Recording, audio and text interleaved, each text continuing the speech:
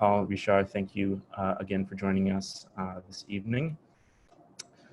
Before we get into the film itself, for those of you who are watching on Zoom right now, you can type your questions in the chat function here, or you can use the Q&A option to chime in with a comment or question, and I can draw from that at some point throughout the Q&A. First, I'll start with a few questions directed really to both of you. I'm wondering if each of you could begin telling us how Route 1 started for you. Both of you were coming off Robert's previous film, Doc's Kingdom, and Route 1 evidently shares that film's protagonist. And I do want to talk about that character in a bit. But for now, could you describe the early conception of what this film was when you came aboard, and what your relationships with Robert were like at this phase of your careers? Do I start, Paul? Please. Well, I was working with Robert since 1980.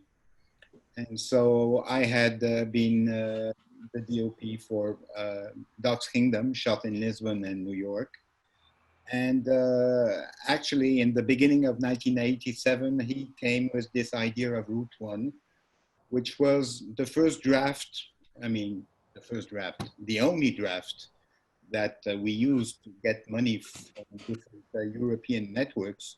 It was 5 pages long. It was basically a proposal of going down Route 1 as a way of looking at the United States of America. And he was coming back after, a certain number of, more than 10 years abroad in Portugal and France.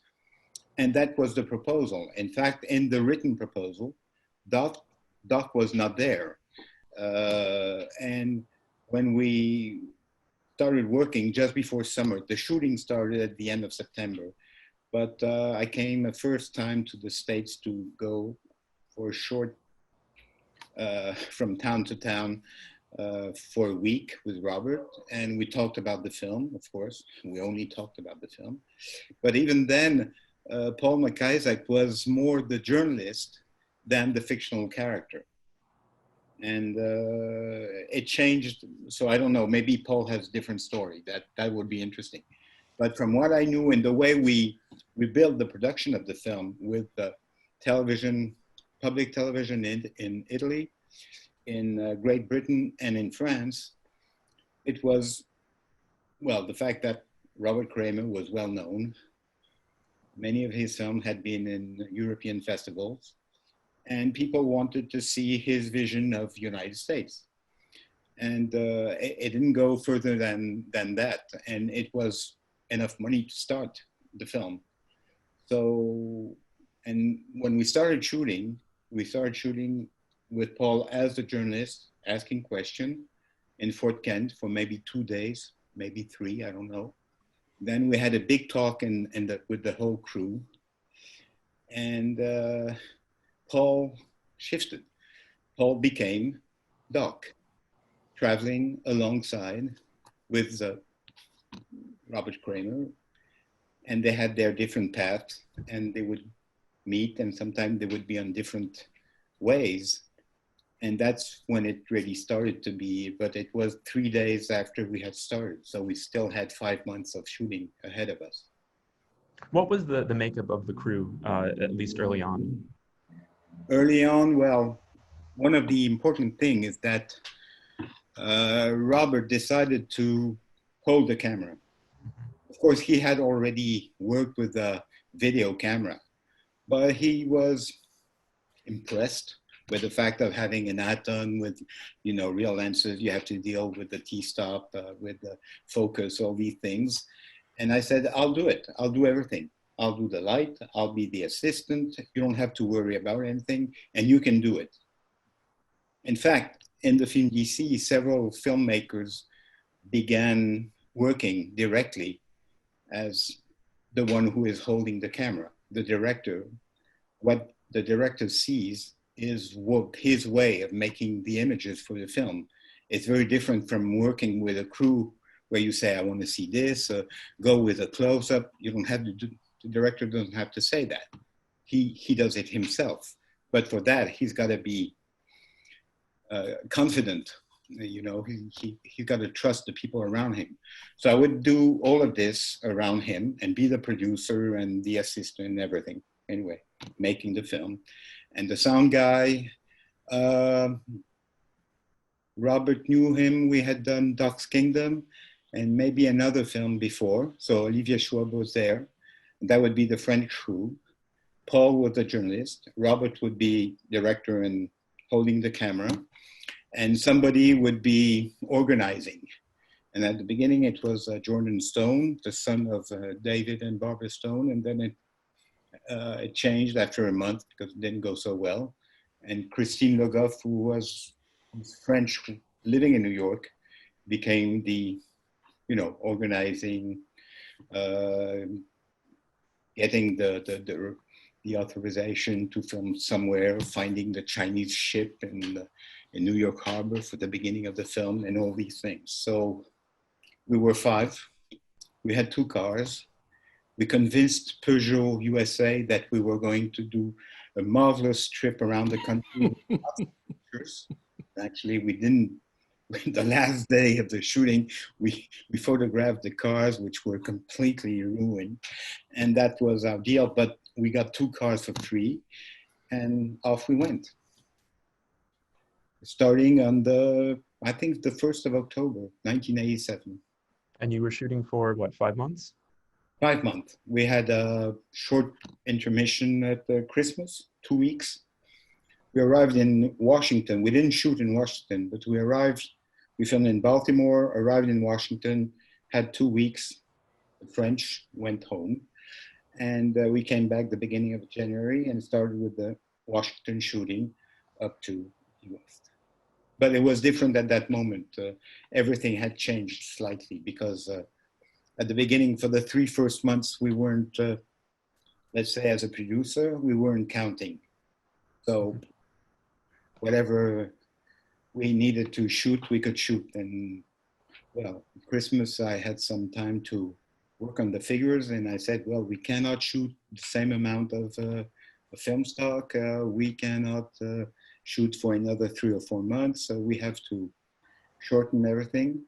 And I think Robert, was fighting that, and at the same time he accepted it because, well, the curiosity, the desire, the energy, after 3 months is already, you know, there's been a lot. And so to continue for another 3 months is not so easy. Anyway, that's how I felt. I don't know about Paul, but I think he can tell a different story, which is, but it would be around the same topics. Well, I get, Paul, it might be a good time to maybe talk about the character of Doc.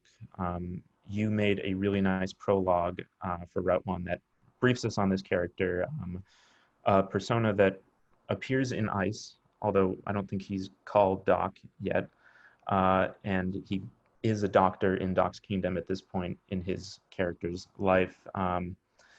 And I think he plays an especially fascinating role within Route 1 because he is this fictional character who's interacting with real people. And so I guess I'm interested to hear when or how, you know, 3 days into shooting, it seemed like a good idea to turn you into this character, and sort of what effect you were hoping to provoke by kind of installing this character within a more documentary mode of filmmaking. Well, Richard's memory is completely accurate. I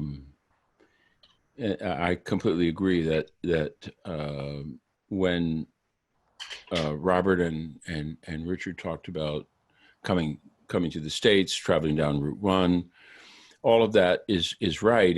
And I was during that period NPR journalist, and a lot of my work as a radio journalist was on the road, going out, meeting people, interviewing people.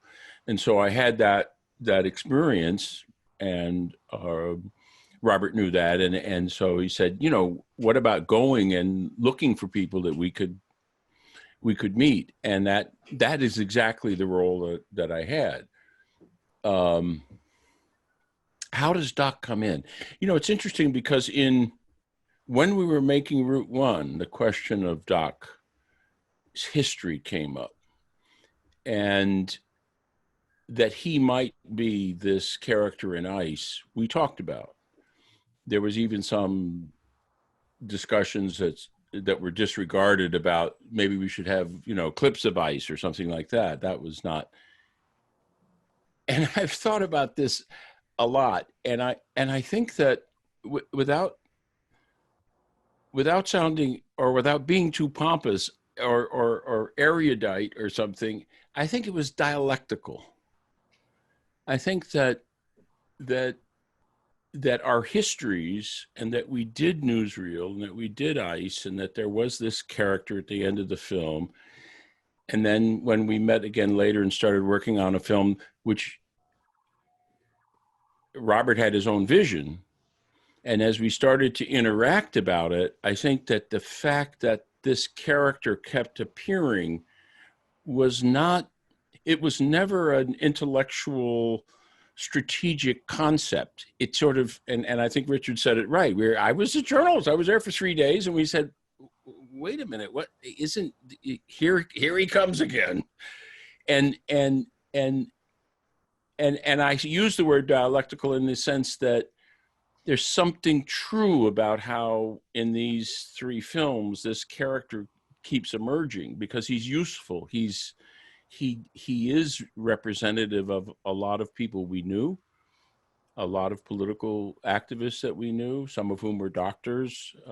We talked many times about the doctor revolutionary, Fidel, Che, Clemens, you know, Alan Berkman, who actually we took a lot of his biography in The Birthing of a Child, in Doc's Kingdom, through in the Court. I mean, these are actually things that, so that these were influences and political people around us that kept coming in and creating Doc. Doc was not a kind of scripted creation. And I think that Richard has said, I was there as a journalist. I was there to find people, but somehow the force of that came through. And there was, I remember there was, I think if I'm right, Richard, there was a night in a motel restaurant where we had a big debate about this. Yeah, absolutely. I remember very well, because I said, look, we're not going to do 5,000 kilometers shooting above the shoulder of a guy asking questions. I mean, this is not what we're here for. In terms of film form, you know, what are we doing? And Robert, of course, I think he already knew, but he never wrote it. He didn't talk about it with you. He didn't talk about it with us. But it became obvious after 2 days of you acting as a journalist. And then you had to invent what was going to happen. What would Doc encounter? What would he look for? And so his character got thicker and more complex about, you know, looking for a job and maybe looking for a city where he could stay, and asking people and acting as a doctor when he met people. Right. I had a question about Bridgeport with the Thomas Merton, where you were part of the team giving the Thanksgiving supper in the homeless shelter. Yeah. Right, Did no, in Thomas Merton in Bridgeport, you know, you right. Right? Did they know you were not a doctor, or do you remember how you introduced yourself? I think we were pretty scrupulous about that, a sense of just fairness. I think, check me if I'm wrong, Richard. I think that you and Olivier said, there's no way that you can like walk up to people and say, look, I'm a fictional character. Would you do a scene with me? And I said, you know, from my experience interviewing people, America is so mediated. They understand, okay, you're in a role, I'm in the role, let's play. And so I think we actually used the fact that I was an actor playing a doctor as an entree to give people a certain relaxation, to say, oh, it's okay. Yes, I can't specifically say that everyone at that moment knew, but I think generally it worked for us to say, that guy over there is playing a doctor. Can we do a scene together? I think that, and which raises, for me, as the more I think about it, I just cannot think of another example of this in film.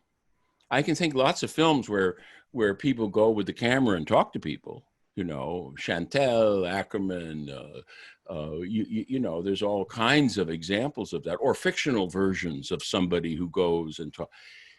But that this little crew would roll into a town and meet someone who was either a famous person or an ordinary person and say, this guy, or, well, let me be clear about it. There were many characters and many moments that were Robert's moments and Robert's interests and Robert's characters. There were even times when he would ask me and I would say, I don't think that's something for Doc. You know, my role was to try to always speak from what I thought was Doc's consciousness. And there are many, many scenes where I'm not in them at all. And a lot of that had to do with, these were his interests and the things that he wanted to do.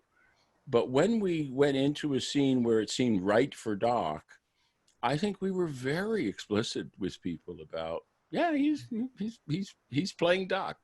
No, you're right. I had it came back to me, but that's the difference between let's say France and America, because you were right in saying that in the States people would dance with you knowing that you are an actor in a scene which would be for talking about their real lives, and you can do that in the States because people will immediately get into the game, where in France I can tell you that will not work. So that was the difference, but it was fine to have.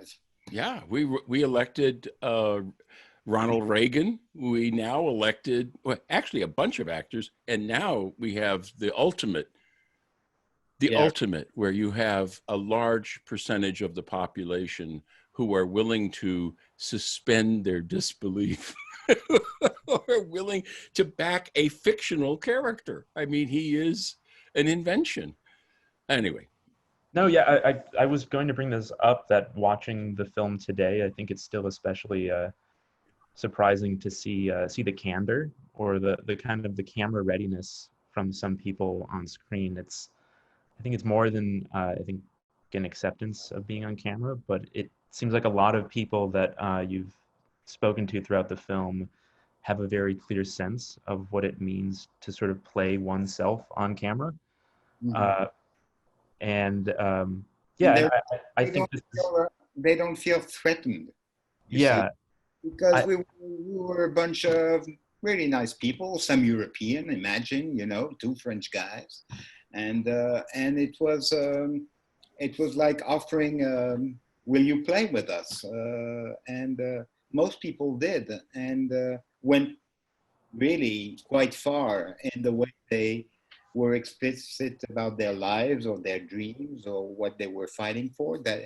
I mean, I found that incredible as we went shooting along Route 1. I mean, I couldn't believe that from Fort Kent to Key West, we would find everywhere people willing to be into their own life, but twisted by the fact that there was somebody else, or there was the interest of Robert shooting and talking directly to the people while holding the camera, which is a very direct relationship that people accepted also.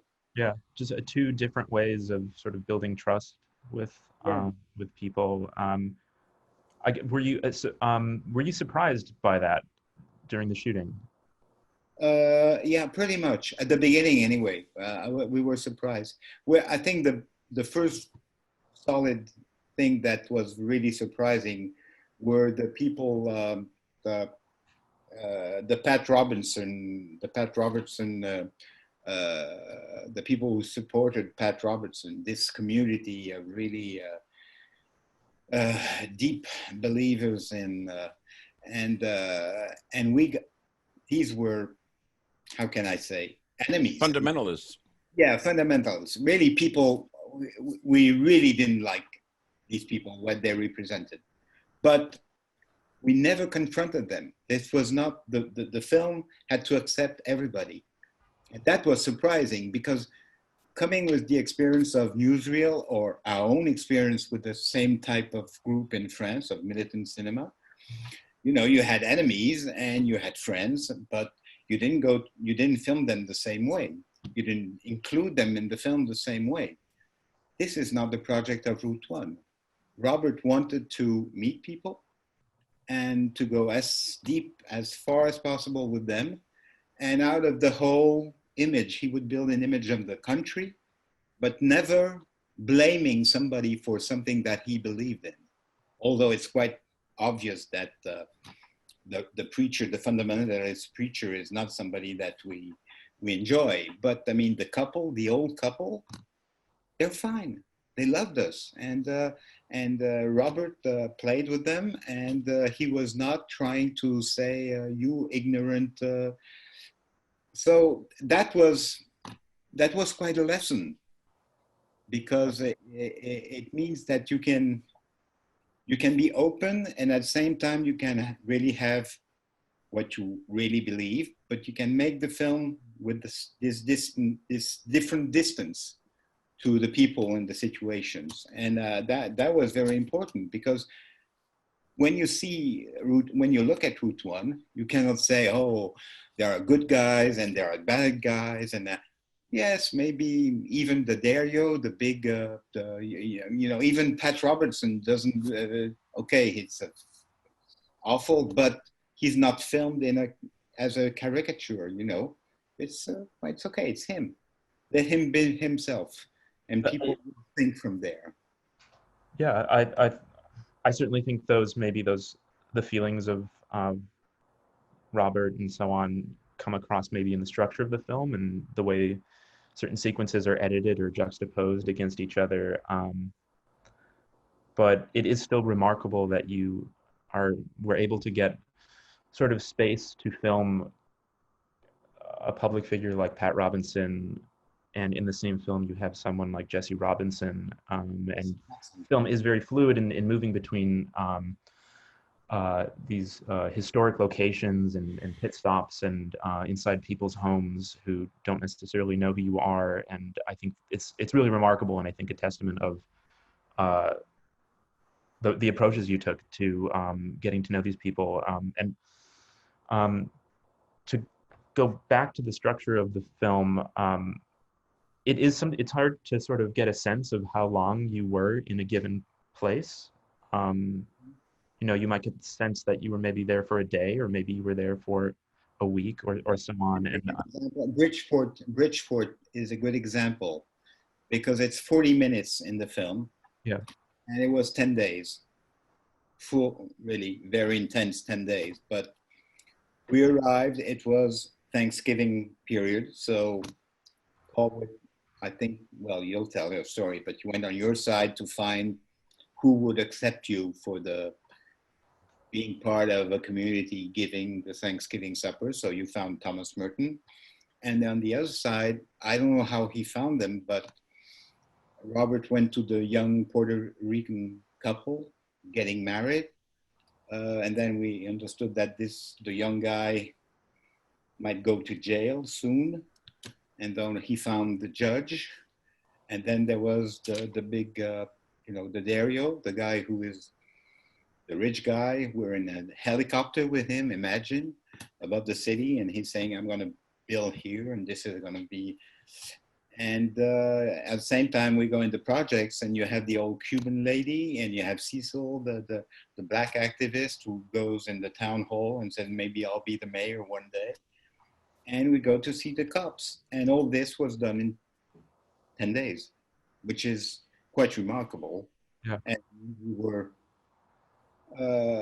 basically, I know the first 2 days in Bridgeport, I would be in a car with Robert, and we would drive around, looking, the projects, the city, the end of the city, the dumps, the center of town, whatever. And while that, Olivier would go on his side looking and having his own perception of the city, and Paul would do his own thing.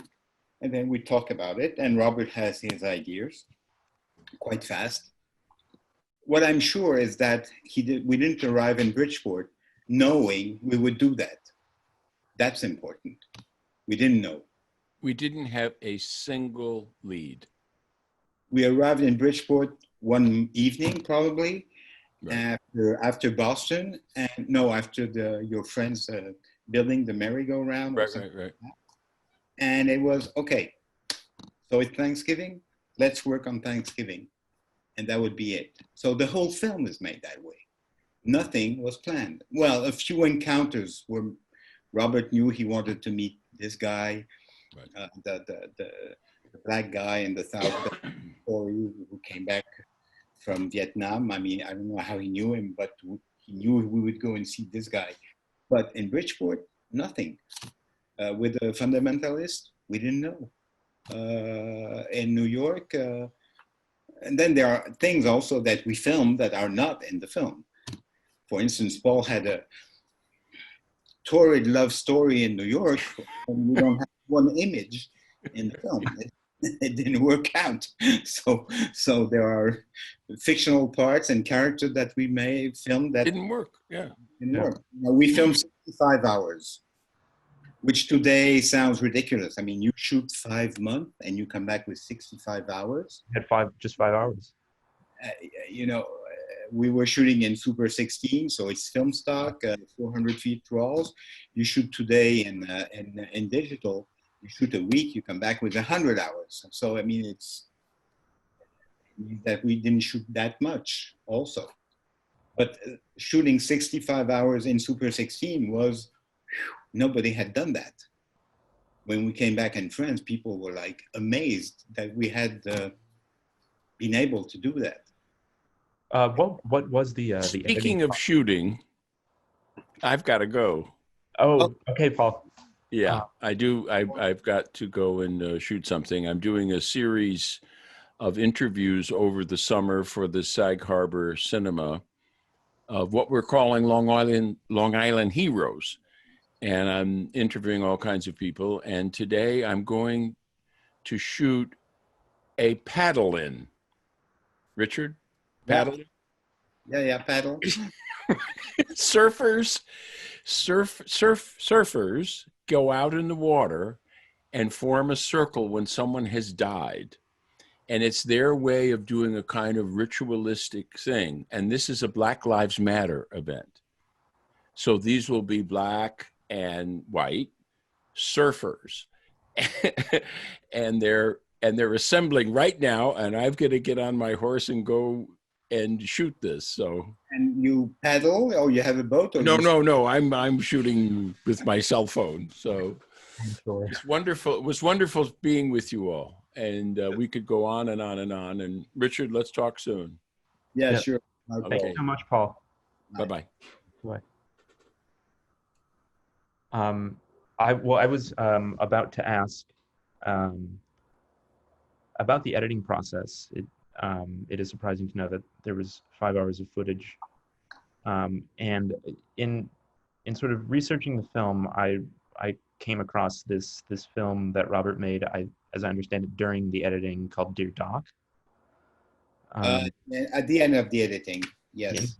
And it seemed it was a video or a film that emerged because Robert was struggling with the editing process of this film, and so I don't know how true that is, but I am curious to just hear about sort of sculpting together this film from from the footage you had, what that phase of the process was. Okay, so we had 65 hours. We shot 65 hours. From that, we did a master video in 1-inch C, and we made the VHS tapes that we gave Robert. And Robert stayed in the States, and for 6 months, he edited only. He was alone, and he was working with a deck of working in VHS, which is very approximative, but he was getting the feeling of everything he had shot when you see it all together. And so he came back with the first structure, and then the editing lasted another 6 months in Paris. And the film went from being 12 hours long to 9 hours long. You have to understand that the networks who were co-funding the film had signed for 3 hours. Mm. And so we went 12 to 9 to 6. And finally, everybody accepted that 4 hours, 10 minutes would be fine. And this is the final length of the movie. What is very important is that the sound work was tremendous. I mean, I don't know if you realize, but the sound work is really extremely important. I mean, it's not the sync sound, it's much more complex with lots of sounds. And it's due also to the fact that Olivier Schwab, the sound guy, was doing a lot of additional sounds as we shot. There was the synthesis, we had to be together. And apart from that, he did a lot of sounds. And finally, the music is quite important because it was a whole adventure where Bar Phillips composed very openly. It's jazz, so he composed a structure. And we hired Michel Petrucciani and John Sermon in the sax. I mean, a real top jazz musicians. And we recorded for 4 days in a place that we invented specifically for the acoustics that the sound engineer in charge of the music recording, he invented the place. In fact, we went to a big structure and he invented how we could record there. And that gives the real sense of the film, of the finished film. But you know, the way Petrucciani plays the piano at the beginning, when the dock is already on the small boat and we're traveling, it's like traveling shot along the big Chinese ship, and he has a kind of piano improv, which is totally amazing.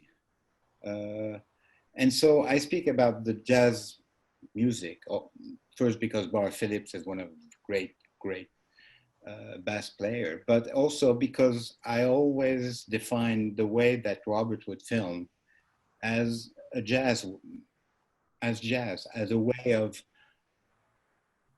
you know, basically you have a tune, but the tune is like, what, 15 seconds?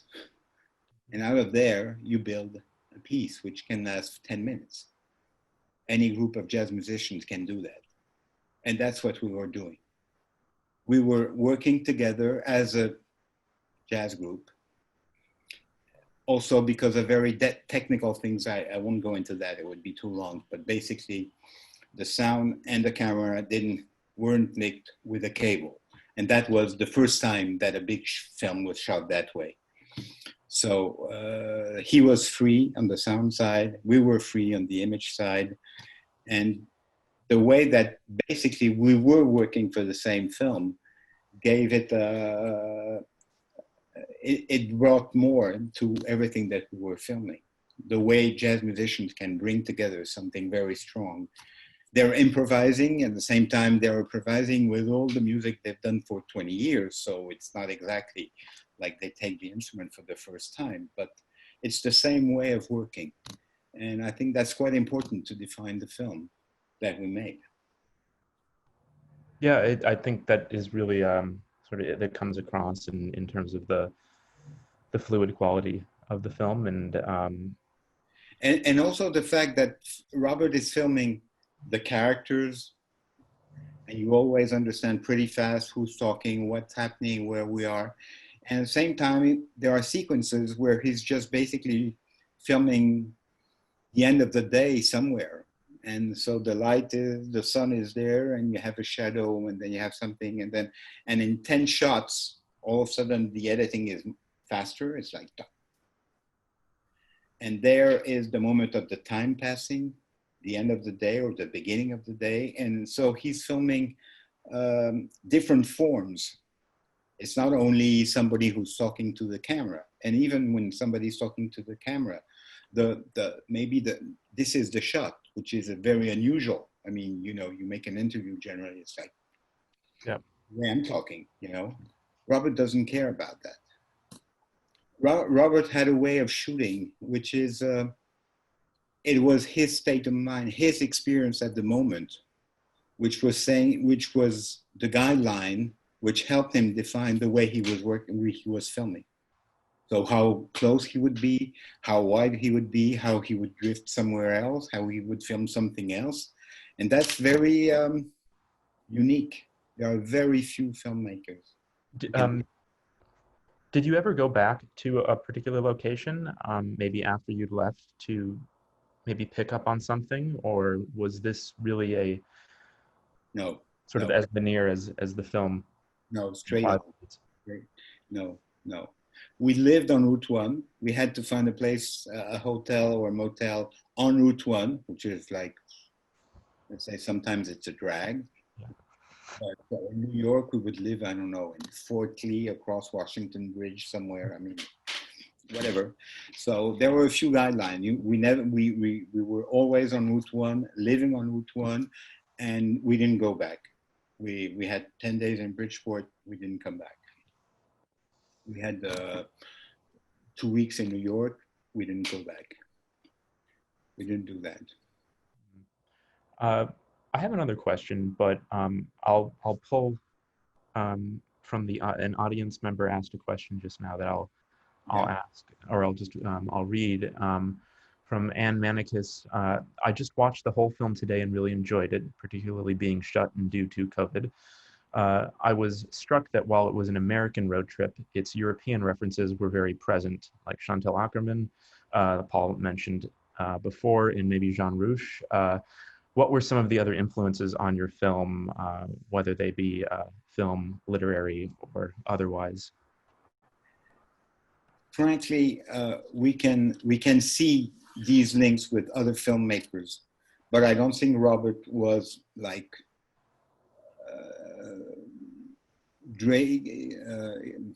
finding his experience, and he was a unique guy who was building always his point of view, his way of filming, his way of working with people, and his way of editing. And it became more and more interesting. And you can say, yeah, there is Chantal Akerman, yes, there is Jean Rouch. At the same time, it has nothing to do with Jean Rouch and nothing to do with Chantal Akerman, because the way his relation with the people, and the way he built it in his own narration, and the way he filmed with his own rhythm is absolutely unique. So I couldn't say there are influences. I think the influences would be more literary, American literary. Probably Dos Passos is quite important. He referred many times to Dos Passos. And Walt Whitman and Thoreau, of course, for many other reasons.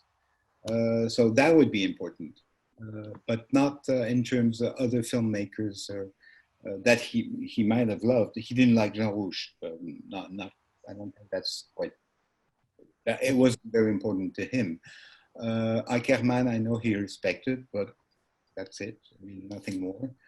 And of course, there was the admiration to Godard, but there is one Godard, you cannot do anything like him, so that's not the point.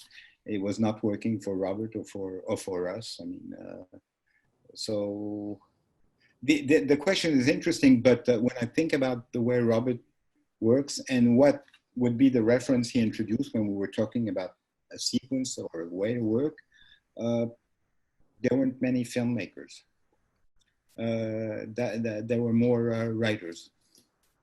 I mean, Route One specifically, you definitely get a sense that he's at least thinking about sort of the literary tradition of kind of the American road trip, especially as Doc reads Whitman at the start of the film, and you mentioned Thoreau as well. And I think I remember reading that Kramer sort of discovered John Ford's films when he moved to Europe. It was someone that was not necessarily on his mind when he was living and working in the States, but only when he left for France that he sort of fell in love with Ford's films and kind of developed an affinity for the work. But yeah, I don't remember. I mean, maybe that's true. I don't remember. I don't recall talking about John Ford. We were always talking about the next project, how we could produce it, what it would be, and things like that. So, you know, I worked 20 years with him. It was marvelous 20 years and fantastic. And I wish we had continued. So he was working all the time. He was working all the time. You know, when we were shooting, we'd say, okay, we start shooting at 8 o'clock. It means we must have had breakfast. But he would wake up at 5:30 and he would exercise for 1 hour to strengthen his back because he had problems and he was holding the camera. So 1 hour of gymnastics or whatever, or Tai Chi. And then he would work for 1 hour and a half, taking notes, reading, thinking about the day, thinking about the character. And that would be every day and all the time in all the films we made together. It was like that. So he was reading a lot. That's important. And my feeling is more of somebody trying to embrace the world and how his experience could be in the film and be true to his experience of the world. And that's the main thing, and how it could be true to himself and understandable by other people. And that's a filmmaker's work. And that's the way he worked, and that's the way he lived. And I know why I insist on the literary experience, because he was writing with John Berger. I don't know if you know John Berger, States, but very important to him. Another filmmaker that he loved was Stephen Dwoskin, living in London. So he corresponded, they exchanged video letters in the 90s.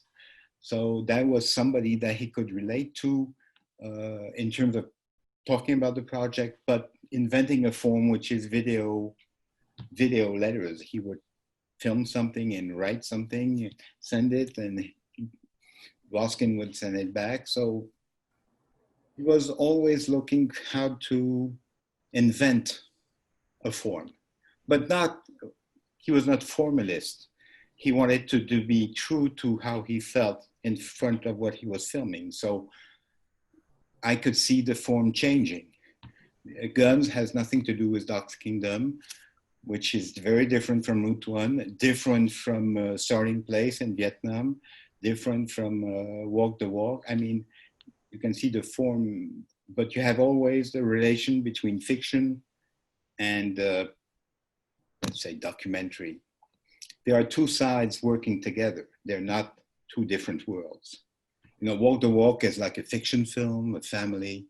The guy goes one way, the wife stays, the daughter travels through Europe.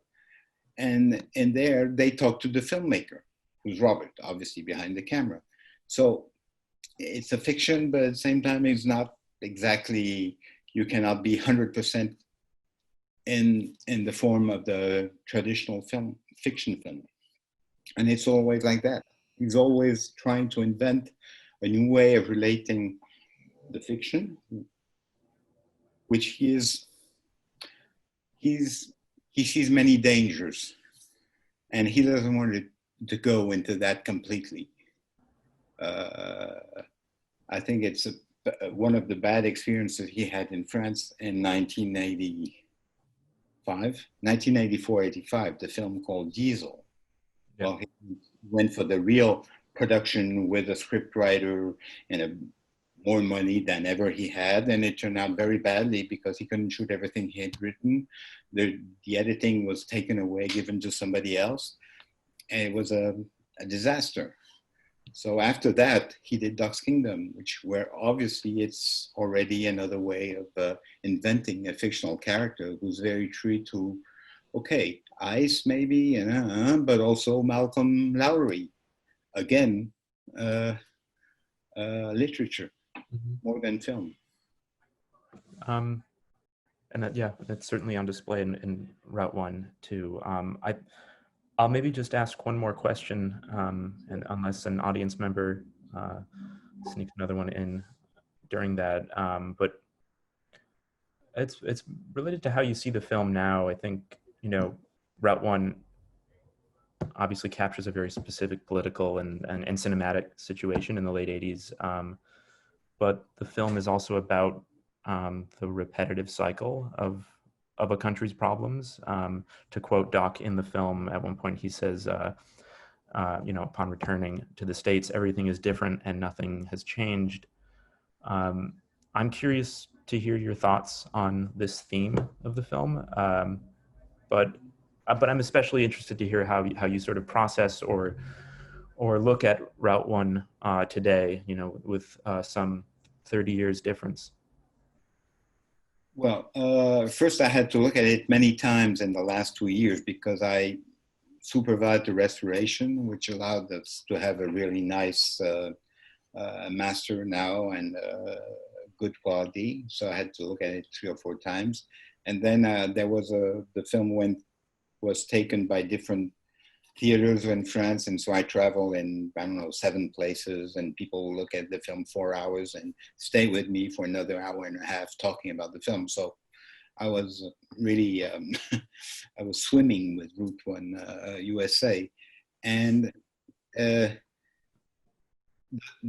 other thing is that I didn't go to the States for quite many years, so that's different. So I have my vision from here. Of course, I read the New York Times, and I'm still very, very close to what's happening in the States. So I have the feeling it's exactly the same. The only difference is I remember this was, you know, we'd see Pat Robertson and we would talk about Reagan, saying, oh, Reagan's terrible. And you look at Trump today, and you see him, hey, he was quite a nice guy, finally. So it's that's very different in terms of who's at the power, who has the final power. But the country itself, I know that Robert would say that what he loved in all the characters he filmed was the energy. And he admired that. Every character had a lot of energy, which is something probably very American. Anyway, he felt it that way. And the energy of each of the people is in the film. What he didn't like was the country. But the energy of the people is still there. The problems are the same. So maybe there is more, okay, Black Lives Matter wasn't there when we shot in 1987. I mean, it wasn't there. It wasn't open, but it was there. And I think some of the characters in the film talk about it. So I have the feeling the film will not grow old. It's a bit pretentious, but because of many reasons, not only because it's the same thing, but also because it presents a picture which is hard, it's tough, and at the same time we can love all the people we meet. So that gives a little courage, and I think that's it's not a militant film, absolutely not, and it's not either a pamphlet saying the ugly dragon of the imperialist America, but each of the people brings a little piece, and the puzzle takes a big shape, and you can love every small piece, but you don't like the big image. And I feel absolutely the same way. Yeah, absolutely. I certainly think the film is as powerful and relevant as ever. So I hope more people take advantage of our screening of it on our virtual platform. But I guess we can end it there. Richard, thank you so much for taking the time and speaking with us about the film. We're really happy to have it, and the restoration looks incredible. Thank you. Okay, thanks a lot. Thank you everyone for joining. Bye.